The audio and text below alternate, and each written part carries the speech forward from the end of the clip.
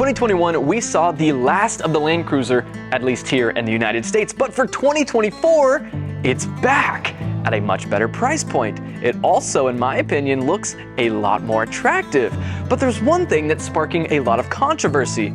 That V8 that has been powering the Land Cruiser for more than 15 years has been completely deleted. What we have instead is a 4-cylinder. So what's the deal with this? Well, let's talk about it.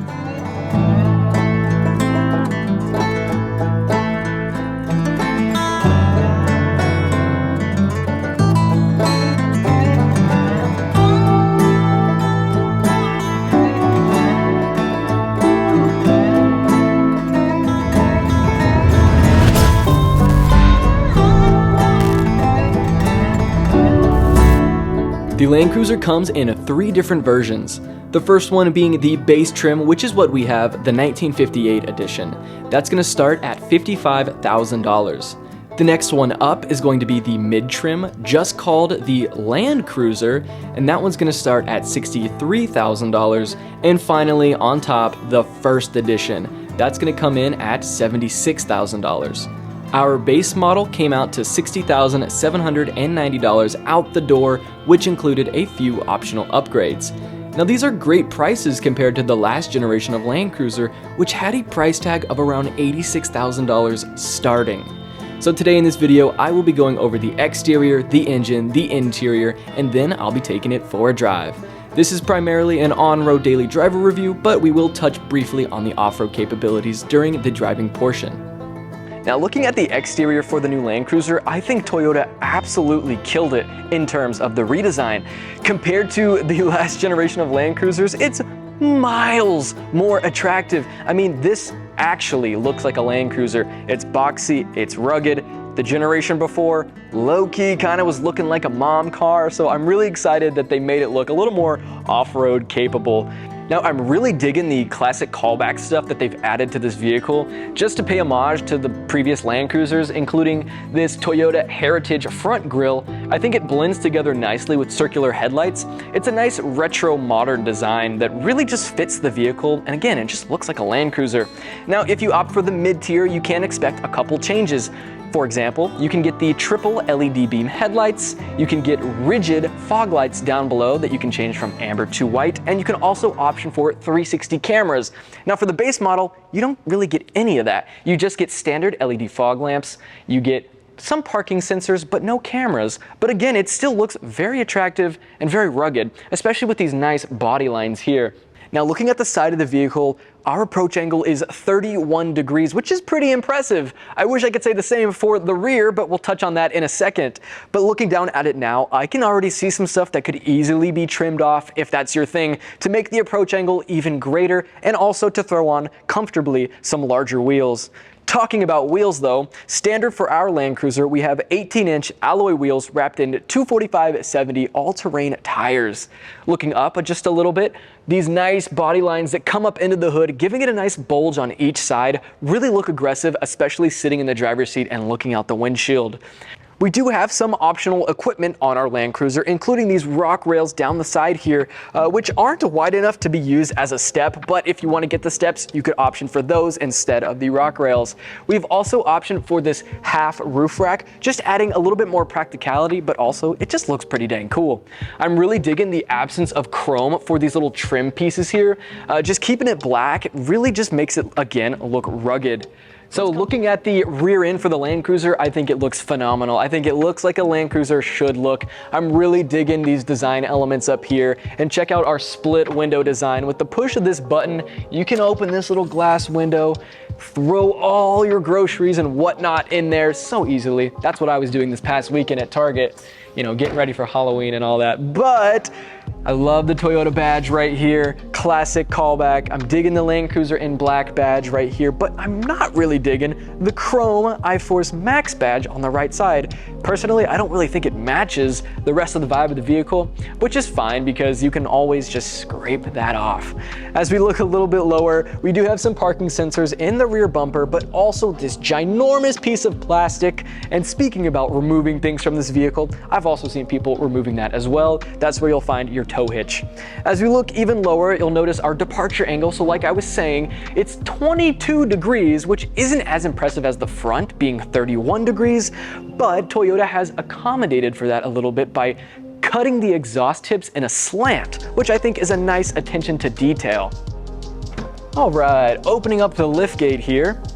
Cargo capacity, what we're looking at, 37.5 cubic feet of space. If you're after even more practicality, you can go ahead, fold those rear seats down, and you're looking at roughly 70 cubic feet of space. Now, one thing that's different you may notice from other Land Cruisers of its past, and even some in other countries right now, is the absence of third row of seating. Now, there are some latches here. There's vents up on the top here, 2 cup holders on each side, and also a USB-C outlet on each side. So maybe in the future that's something they'll include here in the United States, but only time will tell. Now, another thing you may notice is our load floor height is roughly 3 inches taller.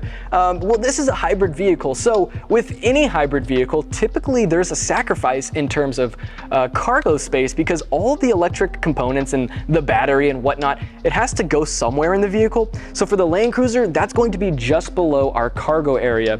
Now, you can lift up this little panel here and expose some extra storage space, but to be honest, it's not much. You could throw some tools in there, maybe a little med kit for if you're out on the trails and maybe you're gonna be working on your vehicle, which is pretty cool.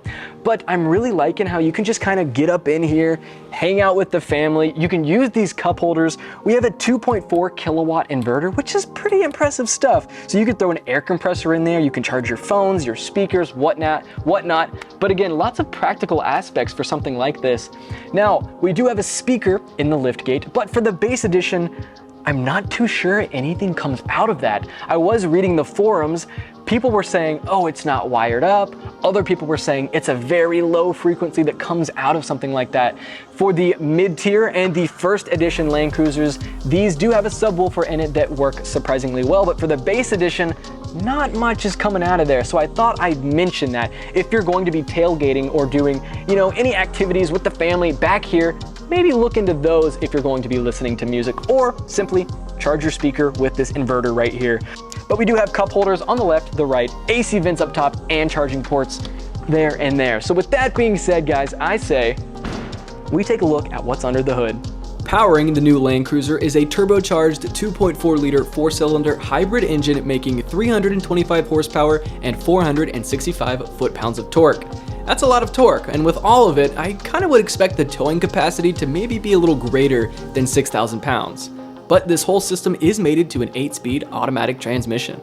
For gas mileage, you're looking at 22 in the city, 25 on the highway for a combined 23 miles per gallon. Now that is a lot better than 15 that you would get if this thing had a V8 in it. But I'm just gonna be honest, I would much have preferred to seen a V8 in something like this, maybe even a V6. Something naturally aspirated, something tried and true, maybe like the old Toyota 4Runner engines, the 4-liter V6. Those were reliable, man. Those stood the test of time. I think that would have alleviated a lot of customer concerns about longevity and just reliability. Now, if you're after just a V6, you can also get the new Lexus GX 550, which does share a lot of similar components to this new Land Cruiser. Inside, you'll find it's rugged, boxy, and retro modern. The Land Cruiser is in 4-wheel drive all the time. You also get a center locking differential button and a rear locking differential button. So if you're after off-road performance, I would look at maybe the mid-tier, as you also get a sway bar disconnect button, so you can get a little flexy off-road. Now, as an avid off-roader, I think the inclusion of locking diffs definitely helps it distinguish itself as a more capable off-road oriented vehicle. We do have comfortable cloth seats which are heated but not ventilated. They also have no power adjustments. If you want all that, I would seriously suggest looking at the mid-tier trim. I hate to say it, but our base 1958 edition falls short in terms of interior features. Now listen to this and tell me if you'd want these on your Land Cruiser. Now if you get the mid-tier and option it with the premium package, you can get real leather seats, a 14-speaker JBL sound system, a heads-up display, digital rearview mirror, and a sunroof. But hey, even without these features, the base Land Cruiser has everything that you need. The cloth is soft, the steering wheel is heated, and the infotainment screen is very easy to use. I've got to say, even though the interior looks good, most of the interior is covered in hard black plastic that we don't see in the higher trims. Now at this price point, I'm a little unhappy with that. Also, the 7-inch gauge cluster is smaller and simpler than those in the other trims, which again feels lacking for what you're going to be paying. For the rear, the 26.7 inches of legroom pairs nicely with the generous headroom provided from the tall roof. Now for the kiddos in the car seats, the rear outboard seats are equipped with 2 complete sets of latch connectors, while the rear middle seat has a tether anchor. The back seat offers rear climate control with ceiling vents and convenient charging ports. Now I think ceiling vents should be standard in all SUVs, especially here in Arizona. And I would much rather feel the AC hitting my upper body than on my ankles. First impressions when I got in the Land Cruiser about a month ago was it drives impressively well. The steering is buttery smooth. For a full-time 4-wheel drive vehicle, body on frame, solid rear axle, I was expecting this thing to be a little more rough, you know? But the suspension is very dialed, it's very smooth. Going through corners, you really feel the body roll. And it's not an uncomfortable level of body roll. It's more so fun. And I think that's really important for a Land Cruiser because it gives off that vibe that you're going on an adventure. Maybe you're going on a safari or you're going overlanding. You're just going off the beaten path because guess what? This is a Land Cruiser. What are you gonna do in a Land Cruiser? Like I said last video, you're going to cruise some land.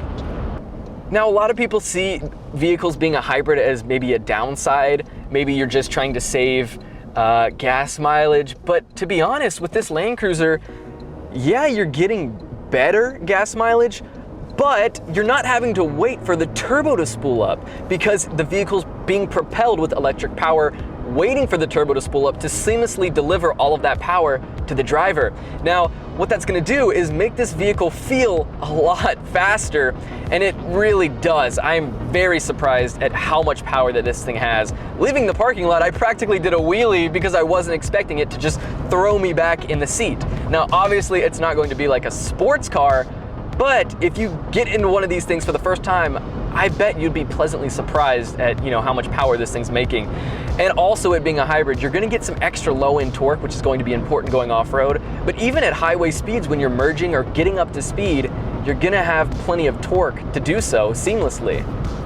Now, in terms of the creature comforts in here, it's pretty minimal. It's pretty standard and basic, which at this price point, I'm a little disappointed with. But it's not to say that it's not comfortable, because I definitely am comfortable. The seats are nice and soft. The steering wheel is very warm. I wish that the seats would get as warm as the steering wheel does. I understand it's cloth, but on the mid-tier that we had with the premium package, let me tell you, those leather seats got hot. It felt so good, especially on these cold mornings now here in Arizona. I was a little let down at the fact that this didn't get as hot. Looking out the windshield here, visibility is nice and clear. There's no weird reflections that are popping up in the windshield that are taking me out of the whole, off-road experience or overlanding experience, which I really like. Because we've seen a lot of other vehicles, they put some chrome elements on the dash, and it just, when it's sunny outside, you really see it, and it's very distracting. What I do miss, though, about the windshield is the lack of the heads-up display. So with the mid-tier, and I know I'm talking so much about the mid-tier Land Cruiser, but bear with me, if you opt for the premium package, you can get a heads-up display, and I really found that helpful with just focusing on the road. Even going off-road and stuff, I mean, you don't want to be having to look away from what you're doing, and having it in front of you is just really convenient. But let's talk about the sound system. So this is the stock 6-speaker audio system. It's not too impressive. Again, I would most likely spend the extra money, get the mid-tier, get the premium package, because you're gonna get that 12-speaker JBL sound system, which in our experience, we found to be very impressive. We don't have any paddle shifters on our steering wheel, but we do have plenty going on the wheel. Every button that we could pretty much want. I mean, we can control the cruise control, the lane assist, the following distance for the cruise control. We can skip our songs, make calls, make voice commands, adjust audio, pretty much everything. And it looks very rugged. It looks heavy duty. The infotainment screen is also pretty easy to use. I'm really digging these airplane switches for the climate control. I do gotta say that the screen on the base 1958 edition was a lot smaller than I was expecting. So from the housing, it's in black, so when the screen's off, it looks like it's just one giant screen, but then when the car starts, it shrinks and you're like, whoa, that screen is pretty small. And for, you know, a $55,000, $60,000 vehicle, I think it might just be a little too small, but it's still easy to use. It's Apple CarPlay and Android Auto compatible, which is really nice. But again, you can get that 12.3-inch screen if you opt for the mid-tier. One other thing that's missing from this base edition that I really do miss was the inclusion of 360 cameras. It depends on what you're going to be using this vehicle for. So if you're just dailying it, I don't think you'd miss it too much. But if you're going to be using it to go overlanding or go on any obstacles, or maybe even just going through the drive-through, the inclusion of 360 cameras helps out tremendously. Sometimes there are things that you can't see that you're about to drive over because the hood's in the way. But when we had the camera button, all I had to do was click it and I could see what was underneath the vehicle and what's in front of it. And it gave some peace of mind and just made driving it a little bit easier. Because again, this is a big, bulky vehicle. Also, parking it was a breeze with those 360 cameras. I'm not too impressed with how the reverse camera looks. I think it could have been, they maybe could have used a wider angle lens or something to make it just look more attractive. I think it's a little blurry and they could have done better. But regardless, it isn't the end of the world. It all depends on what you're gonna use the vehicle for.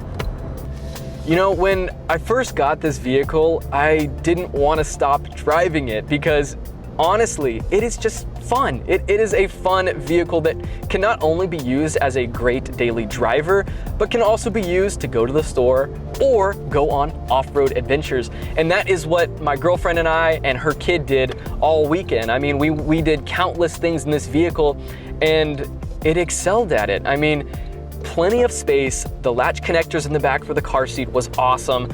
Easy to use, easy to hook things up. And if you're a parent out there, you know, that can kind of be a pain in the butt to get that car seat nice and secure. But with the Land Cruiser, it was pretty easy. And we had so much space back there to throw all of our weekend stuff in. And especially, you know, going to the store, getting all of our groceries and having the peace of mind of just lifting up that window and throwing everything in and shutting it very easily was very nice. Now, I think this Land Cruiser is designed not just for one demographic, and I think that's a good thing. Whether you're someone who wants to daily drive a big SUV and have peace of mind that you're going to be safe in, or you're someone who wants a weekend warrior to go off and have adventures with, or even if you want a dedicated trail rig, there's potential in this Land Cruiser to do just about all of that. I mean, I've already seen on the forums and just aftermarket support for this vehicle is rising. There's going to be a whole bunch of different things you're going to be able to do for this Land Cruiser if that's your speed. But to me, at least, it's proven to kind of check all of my boxes. Is it worth $60,000? That's the thing. In terms of capability, I mean, I would say yes, because it is a capable vehicle. You have rear lockers, you have center lockers. With the other trims, you get a sway bar disconnect. So it's a capable vehicle. But in terms of creature comforts, $60,000, that's a bit steep. So my overall experience with this Land Cruiser is I'm very impressed. I think it's a nice upgrade from the Land Cruisers that we've had in the last generation. Even though it has that 4-cylinder engine in it, I'm definitely impressed with the amount of power and just the overall driving experience that it gives me. When I'm driving it, I'm having fun, and when I'm not driving it, you know, I'm thinking about driving this vehicle. And I swear this is not a biased review, this is just honestly the truth. I'm really looking forward to seeing what the reliability is going to look like in the future, because I can definitely see this vehicle, you know, contending with the Ford Bronco and Jeep Wrangler, especially if maybe down the line they release some more off-roading trims or variations to cater towards the off-road community. SEMA is going on right now, and we've already seen in Toyota's booths really cool builds with this Land Cruiser, so I'm very excited to see what the future holds for it. As much as I love this vehicle, I do have a couple of concerns with it, and it's pretty much what everyone is thinking. What's reliability gonna look like down the line? I mean, this is just not a V8, a naturally aspirated vehicle anymore. It's a turbo, 4-cylinder, hybrid. You hear those words combined and you're like, oh, not reliable, not reliable, not reliable when you pair them together. But to Toyota's credit, they have been making hybrids for a really long time now and turbos for 30 plus years now, so I'm gonna be a little optimistic and say it will last, but it's also one of those things where we don't know yet because this vehicle is still so new. It's also in its first year, so I say maybe give it another year, maybe 2 years to really get a good gauge on what this is gonna look like. But for me here, I'm gonna be very optimistic because I absolutely love driving this vehicle. Now, time will tell whether this Land Cruiser lives up to its legacy of its predecessors. In my opinion, do I think it's worth the price of $60,000 out the door for a base model? I'm leaning towards it's too expensive. I understand it is pretty off-road capable for being a base model, but with the lack of features that it really doesn't have, I mean, I really do think it's $15,000 more expensive than I'd be comfortable paying for it. But I'd love to hear your thoughts on it down below in the comments. Remember, everything we have said is subjective. We'd always recommend to go to your local Toyota dealership, try one of these things out for yourselves, and then let us know down in the comments if you agreed with some of our talking points. That's going to be the end of the video, guys. My name is Luke, but remember, if you want a collector car of your own, check out our website at ClassicCars.com, which is our online marketplace with over 30,000 listings live on the site. If you prefer the buying and selling auction style, check out our sister website at AutoHunter.com. That's going to be our 7-day online auction. Thanks again, guys. I'll see y'all in the next video.